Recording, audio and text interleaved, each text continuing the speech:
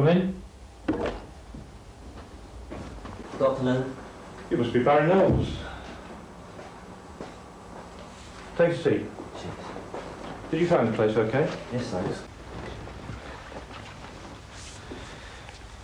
Right, Barry. Why do you want to come to Cambridge University? Well, because it's one of the best universities in the world.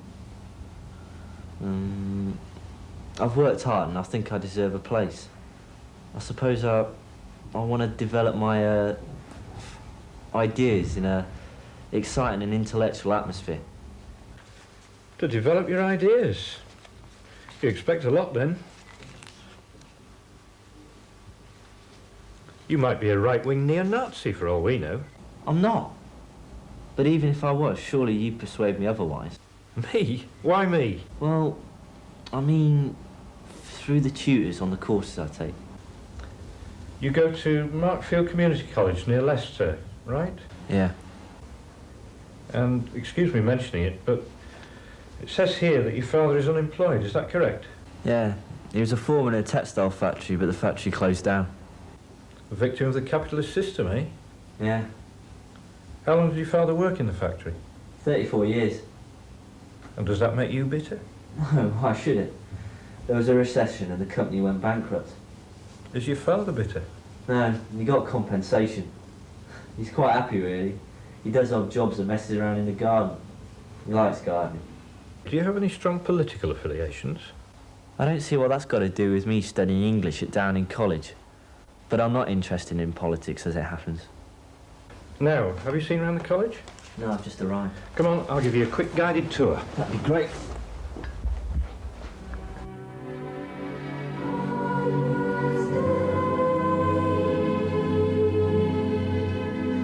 So, Barry, why did you decide to read English? I've always been interested in literature. I like reading, I suppose.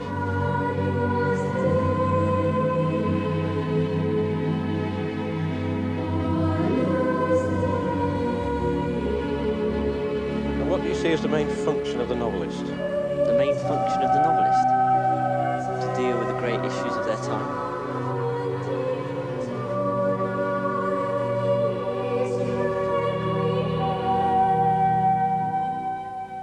So, how would you respond to the proposition, then, that the traditional aim of the major novelists has been to reveal how the rich abuse the system to increase their wealth at the expense of the poor?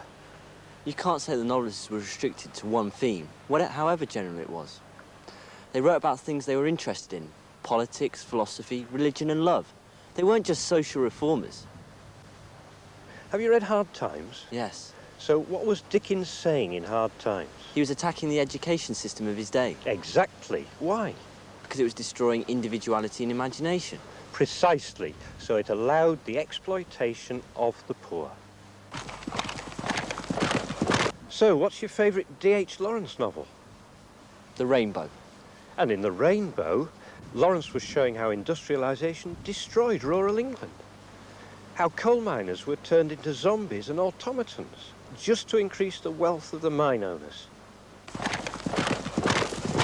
Yes, but The Rainbow was also about a young girl who was trying to find a way in the world.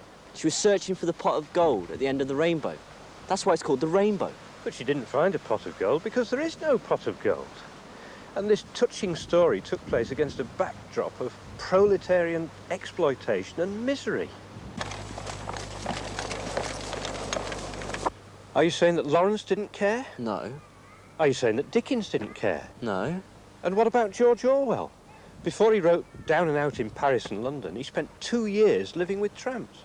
Are you saying that George Orwell didn't care? Of course not.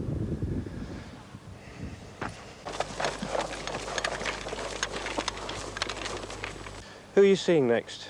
A Miss Wainwright. That's Ms. Wainwright.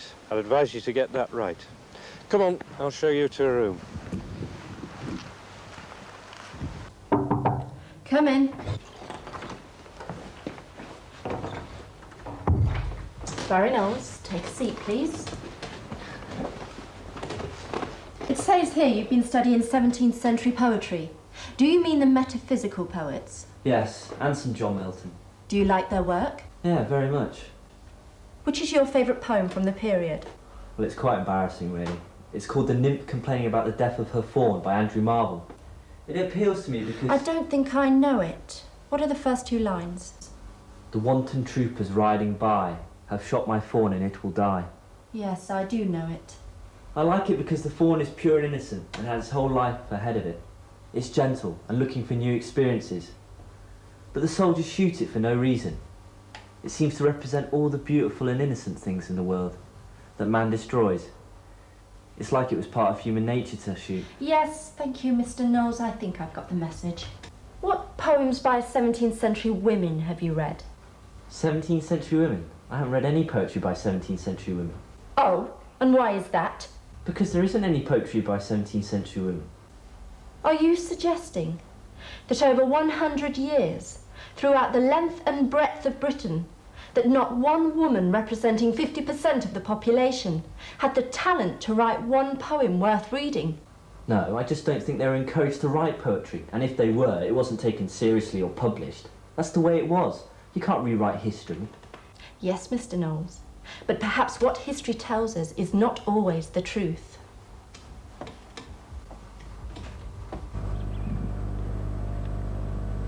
You mentioned film as one of your interests. Yes.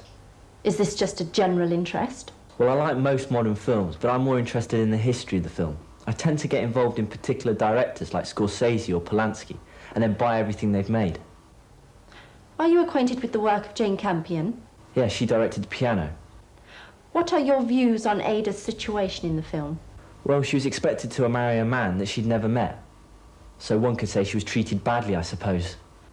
A woman is sent halfway round the world, like an animal to some primitive outpost of the British Empire, to gratify a man's sexual desires, to be abused and exploited, and one could say she was treated badly, you suppose?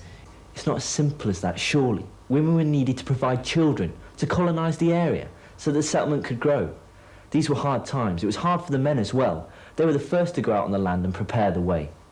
Couldn't women have done that? They weren't brought up to do it. I think you missed the point, Mr. Knowles.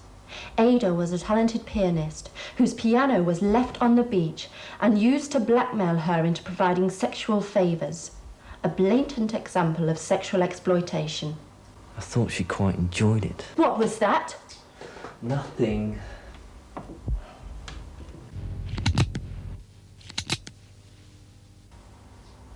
Look, I've read plenty of excellent women authors, you know. For example? I like Jane Austen. She's a superb writer. Have you read Emma? Of course. What do you think Austen was saying when she wrote Emma? I suppose you want me to tell you that Emma's a victim of male suppression. Don't be sarcastic, Mr. Knowles. I'm sorry, you're like a train on one track. Everything's gender, exploitation, women's rights. Can't we talk about something else? As it happens, I do see Emma as a victim, struggling to break out of a stereotypical role she was expected to play. There you go again. Emma's a silly, selfish girl who has a ridiculously high opinion of herself. She sticks her nose in where it's not wanted and upsets people. It's Mr. Knightley, a man incidentally, who upholds the correct social values. If this is what studying English at Cambridge is all about, I'm not interested. You can stick it!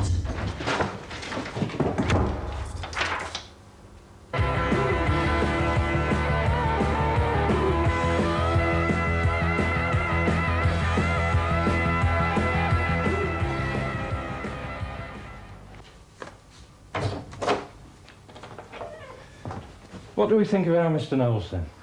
I was quite impressed, actually. He stood up for himself and expressed his own point of view. That's what we're looking for, isn't it? He's the first student I've had walk out on me. Walked out on you, eh? Interesting. I wouldn't have thought he had it in him. Seemed a bit wishy-washy to me. His exam results were excellent. Put him down as a possible.